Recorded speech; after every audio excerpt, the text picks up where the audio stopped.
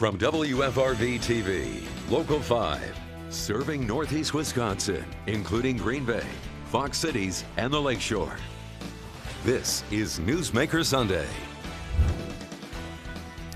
Good morning. Welcome to Newsmaker Sunday. I'm Tom Zalaski. Fun show today. The warm weather is here.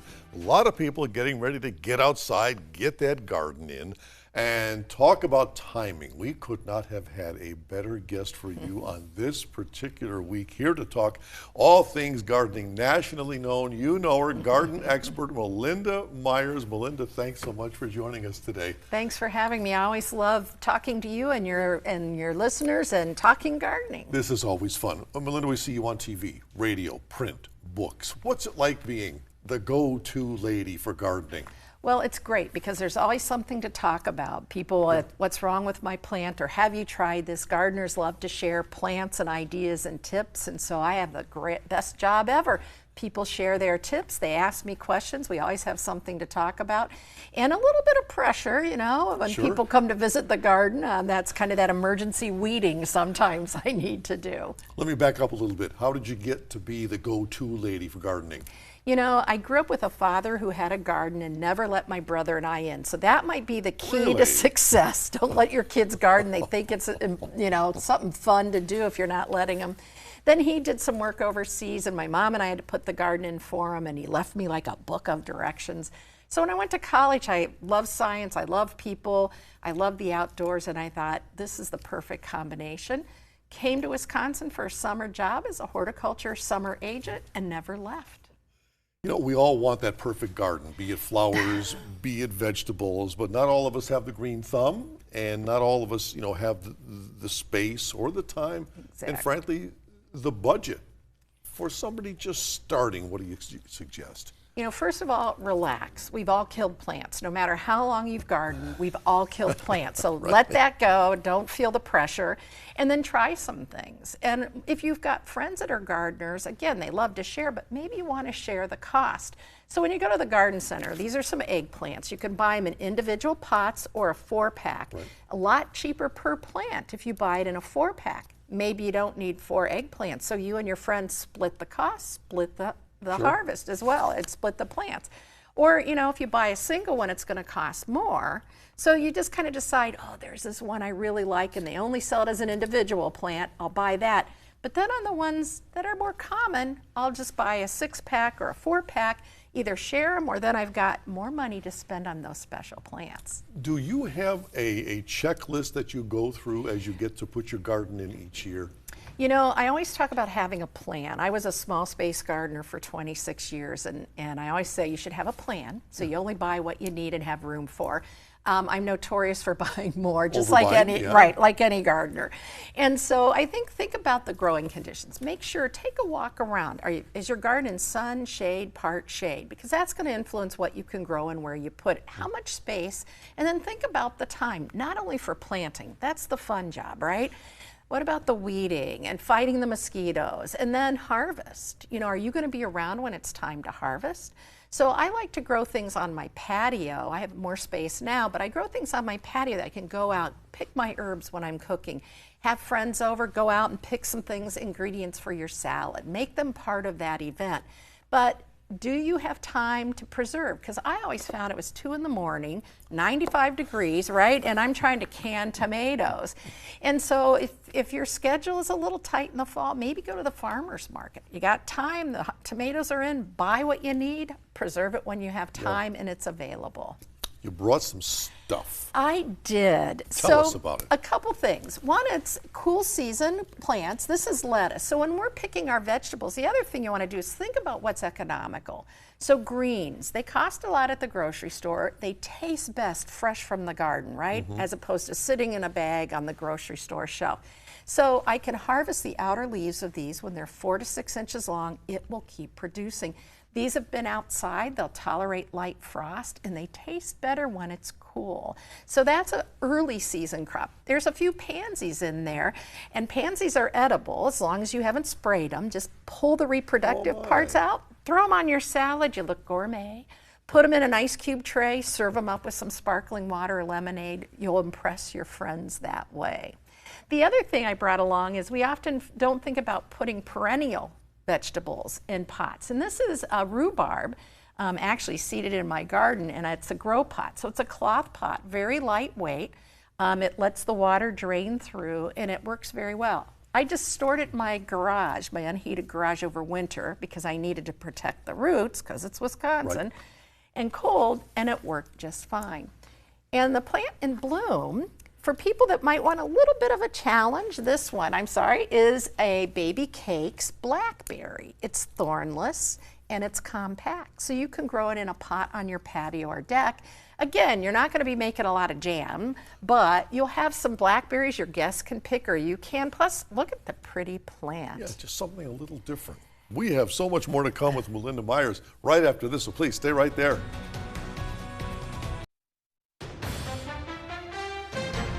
Back now with gardening expert extraordinaire Melinda Myers. Melinda, nothing more upsetting. You plant your flowers, you plant your vegetables, and here come the deer, and here come the rabbits and the wildlife, and they wipe it all out.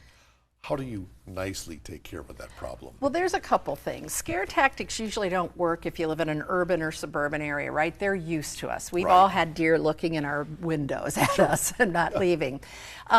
Repellents, if you're using them on food crops, make sure they're organic and labeled for food. I use a product called Plant Skid that's rain and snow resistant, so I don't have to reapply it. But you could also use barriers. You could put netting over it. You could put a fence around, but make sure the gate's secure. I had a woman one time, I saw the damage. I said, that's rabbit damage. No, I have a fence. And I said, I think they're getting in. She called me 2 weeks later and she goes, oh yeah, the rabbit's living inside the fence, eating my garden, protected from predators. I like row cover. This is a fabric that lets air, light, and water through. It protects plants from frost. It protects plants from insects like cabbage worms, but it also prevents the rabbits from getting. So when I plant my cabbage, I'll cover it with this. The birds can't get at it, and the rabbits can't reach it because I anchor it on the edge. And so it lets air, light, and water through, and it's great for a lot of different purposes. And what is it called again? It's a floating row cover, sold as Remay, Harvest Guard, Garden Quilt, all kinds of different names, but floating row cover. So it's a fun product, and it's reusable until you get rips and tears in it. I just keep cutting it smaller as needed. How about, beside the big animals, there's the insects. Oh yes, exactly, and we get frustrated. Tolerating a little damage is good, because then the good guys, like lady beetles and lacewings, and even your songbirds will eat a lot of those bad guys. But if they're not doing enough control for you, there are some things you can do. A container filled with soapy water, yellow preferably. The yellow attracts insects like aphids. They crash into the water and they drown. They breathe through their exoskeleton, so the soapy water blocks that. Slugs, yeah, so that's in your row. Slugs are a problem, and yes, stale beer does work for those. Stale beer? Well, you don't want the good stuff, right? We're from Wisconsin. We don't want to give up the good stuff. So beer in a shallow container, sink it in the ground. They're attracted to the fermenting yeast, crawl inside and die. This is a slug trap, so it's got a little hole in the front. So you fill this with beer, put it in your garden. It looks a little nicer than the can, or a bottle half full laying on its side. All right, now we have to contend with your regular everyday weeds. The plant out of place, right. Yeah. So when I moved into my home out in the country, we had 3 spruce trees that came with the house and a lot of weeds underneath. So I edged an area, big bed around it, cut the grass short, put down cardboard, and covered it with wood chips. And the benefit of this, so you didn't see the cardboard. The cardboard eventually breaks down. The wood chips look a little more decorative. I get the grass away so the trees grew better. I didn't have any weeds coming through for 5 years. I had to expand the bed because the trees did so well. So that's one method. In between your rows in your vegetable garden, newspaper works great. And then you could use even evergreen needles. I like to use shredded leaves, usually plenty of leaves on our yard, right? Instead of raking them to the curb, save them and use them as a mulch. When they break down, they add organic matter, they conserve moisture, and help suppress those weeds, so you'll have fewer weeds to contend with. So newspaper will take care of our weeds for us. Yes. Yeah. Climate change, we need to kind of help our gardens. Are our gardens being affected by that already? Oh, you bet. So Yeah. as gardeners, we track the weather all the time, right? And you probably noticed the change. We had a cold snap in November that was awful, and so, but plants weren't hardened off. Now that cold snap comes in January, they're more conditioned and ready. Our growing season's longer, but we sometimes have those late winter storms or those killing frosts, right? So the change, drought, flooding, all the things gardeners contend with are getting more challenging. So one thing we can do is conserve our soil. So besides using this as a mulch method, what some gardeners are doing is controlling weeds but creating garden beds. So they don't disturb their soil, cover it with cardboard, put about 5 inches of compost and plant. This eventually breaks down. Every year add more. So you're improving the soil below, but you're conserving it because soil is a great carbon sink. So it holds on to that carbon. And every time we till, we release carbon dioxide in the air. And so that's a way we can do some things to control and help fight climate change, actually. Tell me about the soil that I used last year in my garden. Do I need to fortify it? Do I need to put new soil on top? Can I reuse it? Is it depleted? What's the situation? You know, that's a great question. One thing, farmers have been doing it for centuries. If you have room, rotating your crops. So if you planted tomatoes in that garden, if you could put onions or beans instead, that's a way to do it. And if you can't, I get it. But I've had good luck amending my soil with compost. So either spreading it on the soil surface an inch, and if you do the no-till, that's one way to do it, or incorporating if your soil's really lousy. If you've got perennial gardens, those flowers that return every year, hopefully, and it's not doing as great as you want it, right? But it's not bad enough to start over. Put that inch of compost, get an auger bit on your cordless drill in between the plants where there's space, you're aerating it, pushing that compost through. You'll be amazed. You don't have to start over, but you give that garden a boost. Much more to come with Melinda Myers right after this, so please stay with us. We continue our conversation with garden expert Melinda Myers. We're going to do some planting here in just a moment. First up, Melinda, let me ask you, when you're looking for a plant to buy, how do you make sure you've purchased the healthy plant? You know, one thing is look to see if the leaves are nice and dark green. So this pepper's got some really nice color to it. Looks like it should. If you see white flies, those are the little insects, you hit the plant and they fly. An entomologist once told me, run fast, don't buy those plants. Your plants will tolerate it outside, but you don't want to bring them back in. You know, this one is in a nice sized pot. Some people will slide it out of the container. I always worry because, you know, the garden center and the grower puts a lot of effort. So you want to make sure it's fully colored. You don't see signs of drought stress, any browning, any holes from insects, and that's a good sign it's a healthy plant. Starting with a healthy plant is always going to give you an advantage. You don't want to have to nurse back the plant. Our season's too short. Right. Okay, so I've purchased all these beautiful green plants. Now I want to make sure that I don't mess it all up by planting it the wrong way. You know, and one of the things is to plant it at the same level it was growing. So for a pepper, we're going to plant it the same level it was growing in the pot. But for tomatoes, and almost all of us have tomatoes, right? We can't. When we get a long, tall, leggy tomato plant, this is a good example. You know, we think, oh, it's big, it's great. But really what we want to do is shorter is better. So we're going to squeeze the pot, and I'm going to put it in a container, and we can talk about that in a minute. Slide it out. These roots aren't too pot bound, but I'm going to just gently kind of loosen them so they then explore the surrounding soil. This is sometimes a hard thing for new gardeners. I heard someone say, tease the roots apart. So I've heard tickle the roots. Yes, tickle. That sounds a lot less brutal, doesn't it? We're going to take the lowest leaves off of this tomato, and then we're going to plant it deep. So, and we're going to bury that. So that part, I'm going to stand up here for a minute. And we're going to plant this deep so that there's going to be roots forming all along that stem. This is just tomatoes, not your other vegetables. And then we're going to cover that. We're going to make sure we have nutrients. So I used an organic soil mix because then I dump it in my garden when I'm done. A little bit of fertilizer. I like a low nitrogen, slow release fertilizer. And that's a good way to kind of fertilize your plants. In the ground, you mentioned your garden earlier. Fertilization is a good thing to do. Soil test will tell you how much, if any, you need. And then I like to use a low nitrogen, slow release, because then I don't overdo and get all leaves and no flowers and fruit. Watering, especially with containers, is an issue, right? Right. So this is a sustainable product. I met this sheep rancher, and it's called wool pellets. And he worked with the university, Utah State University.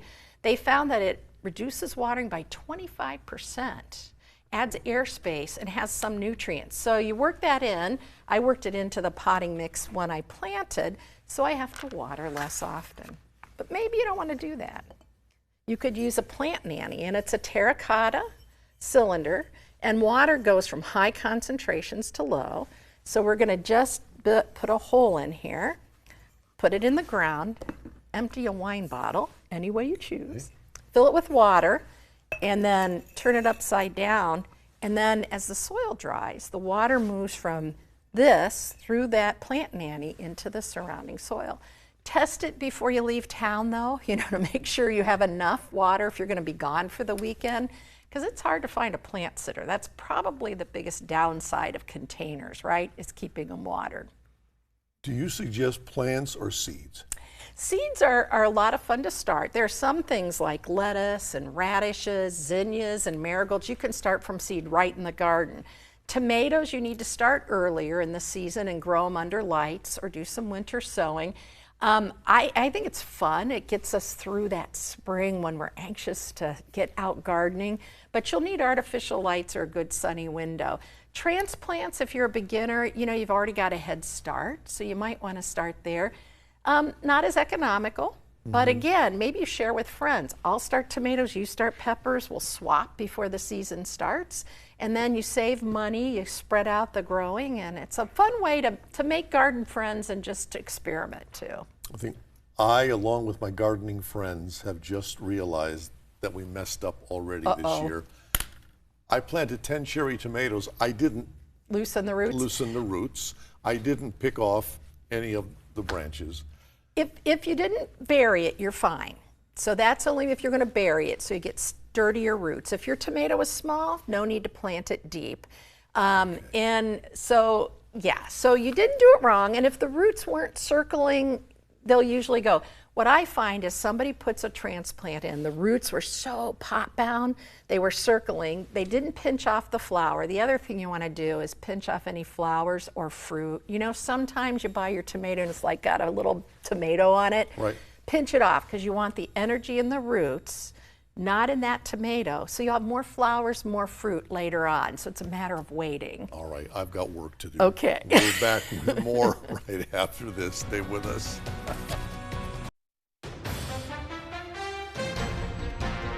Back now with garden expert Melinda Myers. Pollinators, we need them, we got to have them. How do we bring them into our yard? It's easier than you think. Think about what we need: food, water, shelter, and a place to raise our young. That's exactly what they need. So food, plants like salvia that the hummingbirds and the bees and the butterflies like, and cosmos. Make sure you have food for all stages. This is parsley. Swallowtail caterpillars love dill and parsley, and so you want to feed the caterpillars so you get the butterflies that do the pollinating. How about a damp sponge? Now, if you have a gravel driveway or parking lot and after rain, you may notice bees or butterflies hovering on the stone. They're lapping up the minerals. Yeah. You can do the same thing. Just a shallow container, a bucket of damp sand, sprinkle some wood ash or sea salt over, and keep it damp, and you'll watch the bees and the butterflies come and lap up the minerals. So it's a great photo op, great opportunity for you to observe, and it helps them out. Water, shallow sloping bird bath. This one's made especially for pollinators. I probably shouldn't have put water in there, different levels, so they can stand, not get submerged to get a sip. Yeah. And a place to warm, just a flat stone, because they're insects, so they depend on the external temperature, spread their wings, and warm up. And again, a great place for you to get a photo op or just to enjoy watching the visitors. The rock. Yes. That's and just any flat any stone flat will do? stone, yes, exactly. Flat and in a sunny location, and a place you can observe it. When you're doing a pollinator garden, think about what you want to watch as well. So you want to provide them everything they need, but you want to observe them. So kind of keep in mind, where are you going to sit and watch your visitors come? Yeah. And you got a bee house here. Yeah, so a lot of people may be doing mason bee houses, and a couple things. Cleanliness is important. We're trying to bring them in. We want to either use, here they've just drilled holes in it. You could make your own with hollow stems. I gathered these from my garden. Put a little black mark to make it easier for them. Or this was just a plastic glass. I put some straws, paper straws in there. The mason bee will lay their eggs, put a little dab of mud, then lay another egg, so they're all in their individual cells. Put it at least 6 feet high, 8 feet if bare in the area, facing southeast so that they warm up early in the day. End of the season, you're going to put it in an unheated garage in a 5-gallon bucket or other place, because winters are too cold in this small of a container. And then next year, start the process over with a fresh, either fresh straws or a new piece of wood with holes drilled in. So much information. I got about a minute left here. What are you doing? What projects are ahead? Well, I'm working with Public Libraries of Wisconsin and the Upper Peninsula of Michigan libraries to help share all these tips through webinars, videos, activity sheets. Free. Come to my website, melindamyers.com. And thanks to sponsorship from We Energies, we're able to do this throughout the summer and into the fall. So we want people to have fun, be successful, and make a difference with their gardens. Melinda Myers, thanks so very much. Thank Much you. appreciated. If you have a newsmaker in your town you think we ought to have on this program, let us know. Send us an email to tips@wearegreenbay.com or message us on Facebook. And be sure to join us once again Sunday morning, 7:30. Until then, have a great day.